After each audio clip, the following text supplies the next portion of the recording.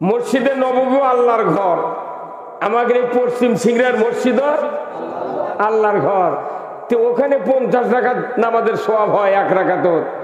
আমাদের এটি কি হয়? পাগড়ি, রুমাল, জুব্বা, পাঞ্জাবি, হাত মোজা, পাও মোজা দিলেও 27 গুণ সওয়াব, তাই কঠিন। কথা কোনে গায়? হ্যাঁ, কথাটা বুঝেন।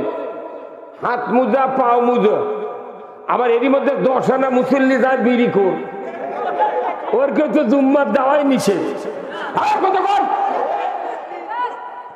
মুফতি শফি রহমাতুল্লাহ আলাইহি মারিফুল কোরআনে বলেছেন যে কেউ যদি ধূমপায়ী হয় তাহলে মসজিদে যদি নামাজ পড়তে দাও তাহলে মসজিদে ঢোকার 7 দিন আগে ধূমপান করবে।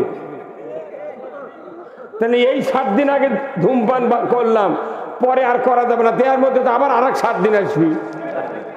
তার মানে যে স্মোকিং ম্যান হবে, স্মোক করে মসজিদে যাওয়া যাবে।